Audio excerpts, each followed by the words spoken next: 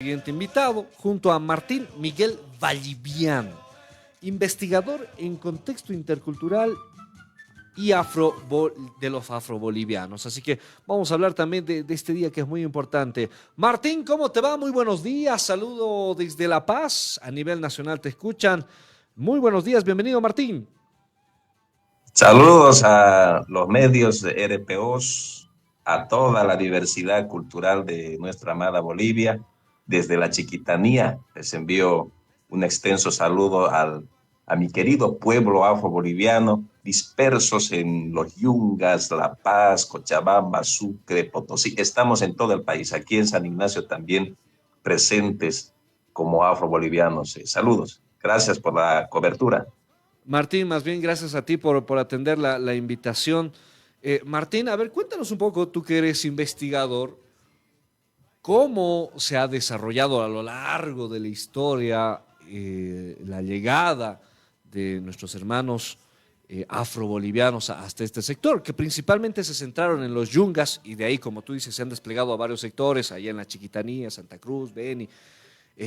¿Nos puedes hacer un breve resumen, por favor, de esta también eh, forma de poder recapitular cómo es la historia del pueblo afroboliviano, Martín? Nos remitimos siempre a siglo XV, XVI, XVII, XVIII, la época colonial, que desde el otro lado del Atlántico, África, la madre de la humanidad, el continente madre de la humanidad, eh, con toda esa riqueza, no solamente en recursos minerales, pisos ecológicos, porque África también tiene diversidad de pisos ecológicos, culturas, imperios, ¿no? El Yoruba, entre otros. Eh, Primeramente, antes del descubrimiento de América, hubo una migración, una primera ola migratoria de África a Europa. Ya hubo el saqueo del África, de esos recursos humanos de los africanos. Entonces, cuando ya se descubre las Américas, se requiere mano de obra y empiezan los esclavistas holandeses, portugueses, británicos, españoles a eh, empezar a saquear esos recursos humanos, tecnológicos del África para llevar a las Américas, desde Estados Unidos a la Patagonia. Entonces, con mayor eh, tránsito de barcos negreros se dio en el siglo XVII y XVIII. Y en Bolivia, la entrada a Bolivia, en el actual Cerro Rico de Potosí, Potosí, Sucre, inclusive paralelamente Cochabamba, porque por ejemplo en la Plaza 14 de septiembre se hacían reventas de esclavizados, estoy diciendo esclavizados, no esclavos, porque no han decidido ir voluntariamente a las Américas. Entonces, todo este proceso de llegada de africanos fundamentalmente a Cerro Rico de Potosí por el trabajo de la minería, porque Potosí en su momento era más que Nueva York, era toda una potencia. Entonces, llegan a trabajar, a aportar con su tecnología, no solamente con la mano de obra. Recordemos que en el Neolítico, en el África, los africanos ya sabían del acuñado de las monedas. Entonces traen tecnología. Lo que los investigadores funcionales no afrodescendientes, no indígenas, no lo exteriorizan en publicaciones. Esta publicación, por ejemplo, sobre la cultura afroboliviana, aquí hablamos la historia desde adentro.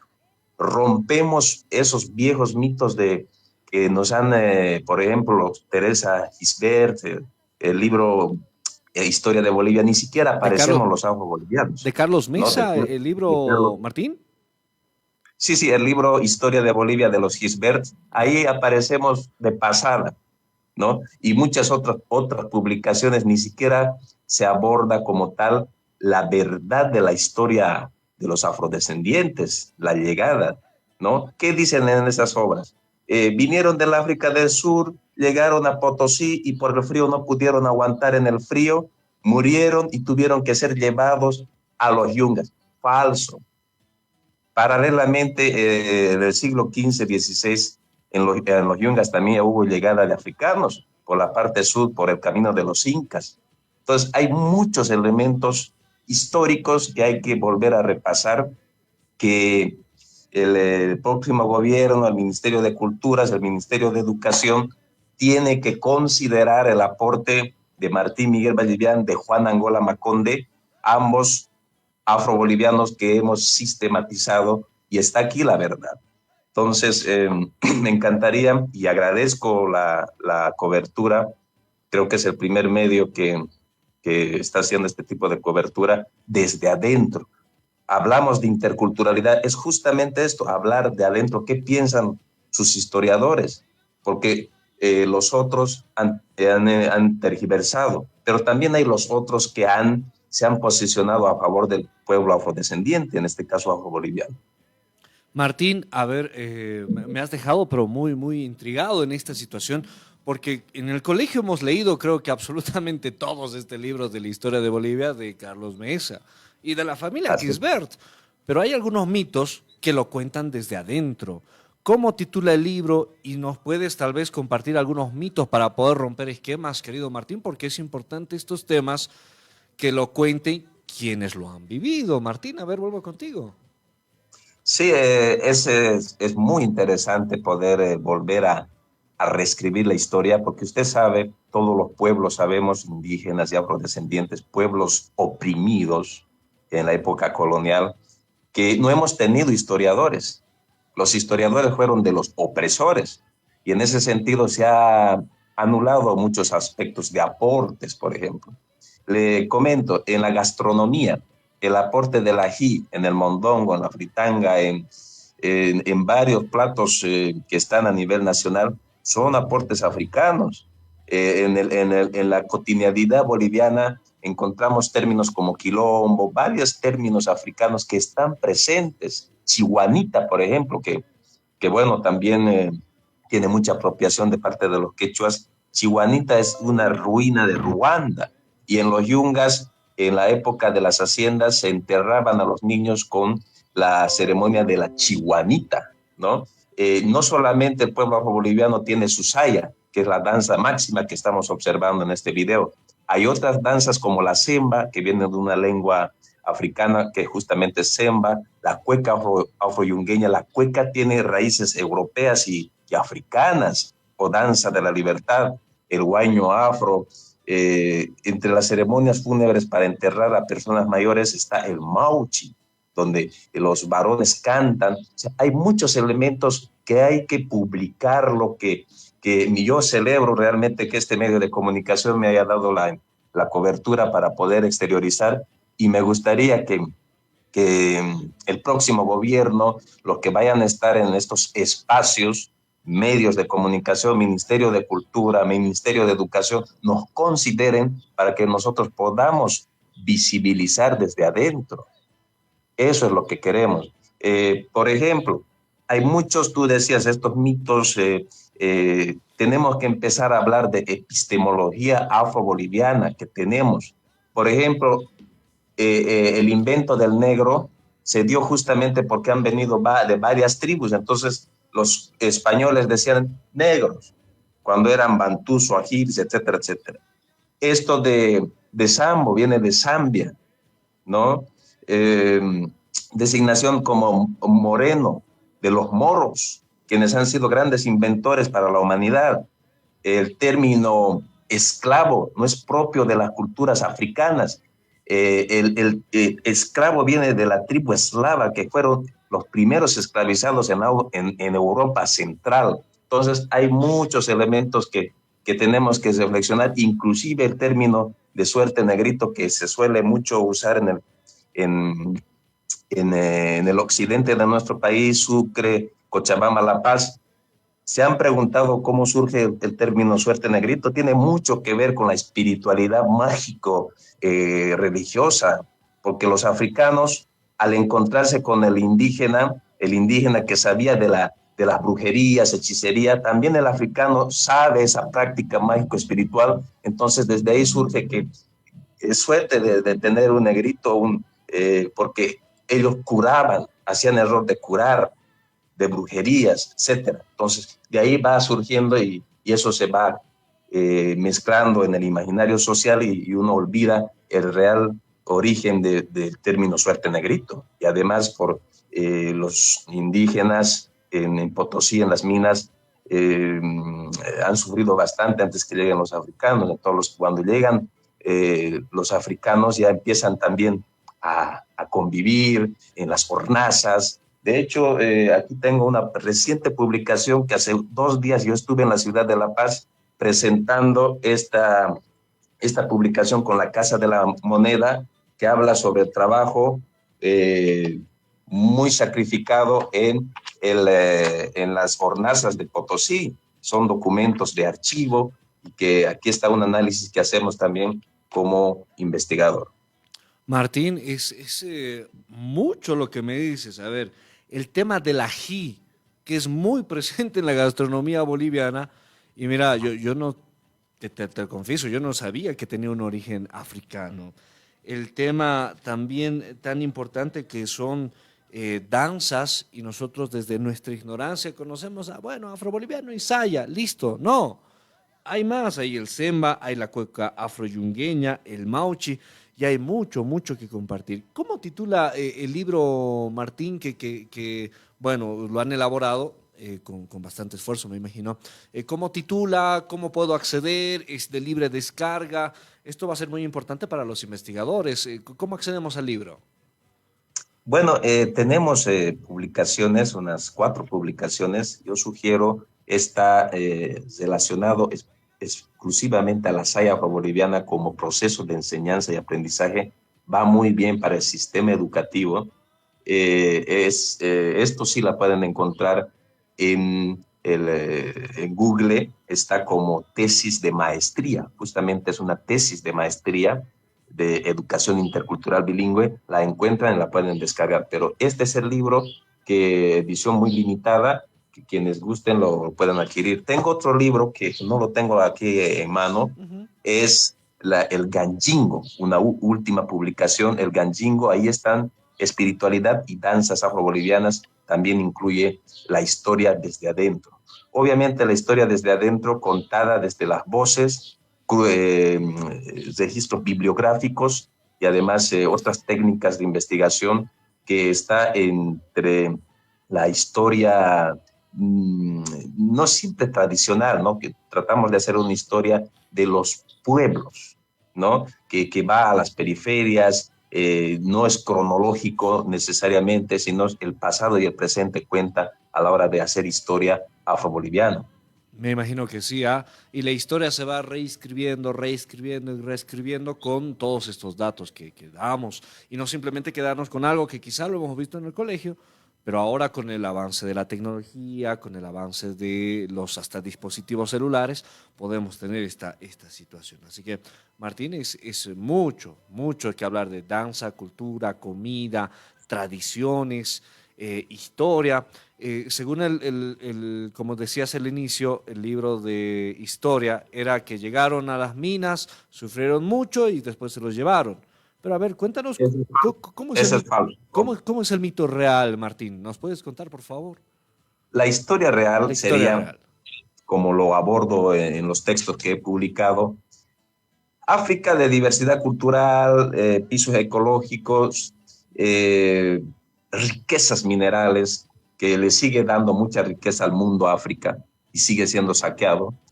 Eh, en el siglo XV, en la época de la colonia, han sido arrancados de diferentes partes del África, no solamente del sur del África, para empezar, porque la historia nos suelen decir del sur del África, no, han venido de otras partes también, de África Central, del norte, etcétera. Y llegan por tres vías, 3 tipos, vamos a decir, 3 tipos. Los primeros en llegar junto a los colonizadores, en los barcos de Cristóbal Colón, en otros conquistadores, son los ladinos, aquellos que han vivido en Europa, llegan sabiendo el español, castellanizados, ¿no? Y bautizados por la Iglesia Católica, son los ladinos. Luego, ya en el siglo XVII, XVIII, donde hay mayor afluencia de africanos, llegan los bozales en los barcos negreros en total hacinamiento. Inclusive hay datos de que en medio océano les lanzaban. Ha sido muy inhumano la trata transatlántica, es decir, el viaje de África a, al puerto de Río de la Plata, a los puertos donde ya se empieza a ver la tierra brasileña y la parte de Argentina. Entonces llegan al puerto de Argentina, por ejemplo, y tienen que hacer una ruta caminando hasta pasando por Oruro, Sucre y llegando a Potosí.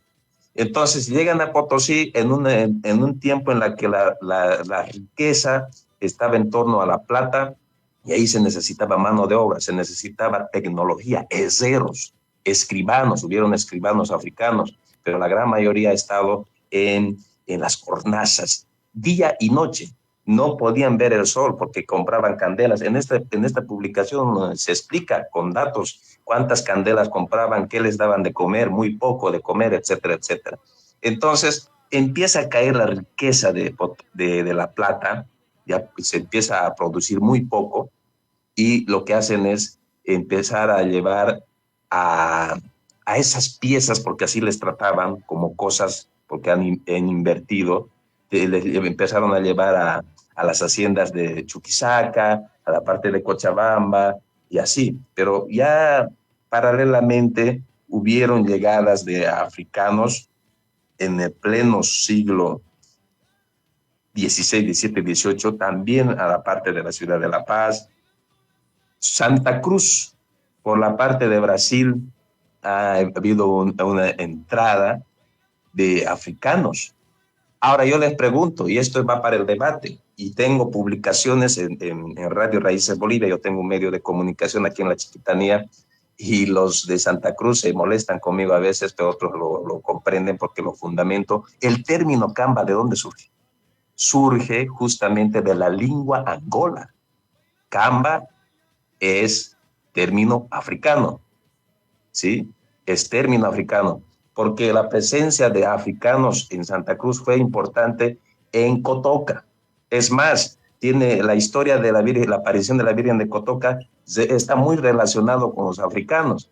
Entonces, yo tengo un libro que ha publicado un jesuita en la que explica el origen del término camba, macamba amigos y camba amigo. Es un término africano, entonces yo cuando estoy aquí viviendo en Santa Cruz yo les digo, yo soy camba así 100%, ¿no? Claro. Y es importante porque todo tiene un origen, todo tiene una raíz y otra cosa es que la desconozcamos, ¿ah? Que la desconozcamos. Y este término de Canva, bueno, en un contexto bastante Bueno, debatido. en lo político se puede confundir, ¿no? Exacto. Pucha, este está saliendo a confundir, no. Yo como investigador aquí en el medio, dando con objetividad y pruebas Ajá. de que, por ejemplo, el término Camba, esto de la historia de la llegada de los africanos a Bolivia, es objetivo, con fuentes que están en las bibliotecas de archivo de Sucre, en la Casa de la Moneda. O sea, no me estoy inventando. Ujú. He hecho cruces también con África. Entonces, si yo salgo a hablar subjetividad, pues pierdo eh, Credibilidad. ¿no? Entonces, ustedes pueden constatar, por ejemplo, en la Biblioteca Nacional de Buenos Aires está también el término Camba y así, ¿no? Mira, mira qué interesante, ¿ah? Mira qué interesante porque las redes sociales, tú Martín que estás inmerso en tema de los medios de comunicación, es bastante a veces ruda, cruel. Yo recuerdo hace poco, habló Mónica Ergueta y dijeron, la saya no tiene un origen quizá boliviano, sino que tiene de allá y la liquidaron. En redes sociales empezaron a hacer memes, pero cuando tienes un sustento ya bibliográfico, un sustento ya con antecedentes, papeles, etcétera, etcétera, es más que importante. Así que, Martín, en este día 23, que me imagino vas a tener muchos más contactos, es importante también revalorizar en el aporte que han hecho. ¿Ah? Historia, comida, gastronomía, danza, que ahora están muy presentes. Martín, quiero agradecerte por el contacto y que no sea la primera vez. ¿Ah? Somos medios de comunicación, podemos hacer también una serie de alianzas, intercambios, porque es importante también informar, que es nuestra misión principal. Te mando un Me abrazo, interesa, Martín. me interesa, sí, me interesa hacer alianza con ustedes. Yo tengo un medio de comunicación independiente, es una radio, se llama Radio Raíces Bolivia. Si bien estamos en Facebook, pero siempre estamos lanzando contenidos afrobolivianos. Entonces, muy agradecido en esa línea para terminar con todos estos aportes que le ha dado los africanos y nosotros como descendientes a los estados. Tenemos que hablar seriamente de reparaciones históricas. Ya he fundamentado en varias ocasiones qué es las reparaciones históricas y amerita que el próximo gobierno, quien vaya a ser, ponga serio el tema afro-boliviano en cuanto a reparaciones históricas. No es migajas, no estamos pidiendo plata, pero es otro tipo de reparación, una reparación moral, de que se cuente la historia como es, que no se distorsione y que en los medios de comunicación por lo menos exista este tipo de coberturas. Muy amable, gracias a ustedes por la cobertura. Saludos. Saludos. Martín Miguel Valliviana, presente junto a nosotros, investigador que nos ha presentado. Y yo he quedado así sorprendido con esta situación. Yo decía, y tengo muchas dudas del libro de Carlos Mesa, muchísimas se las diré. Y tener esta retroalimentación es más que importante. Hoy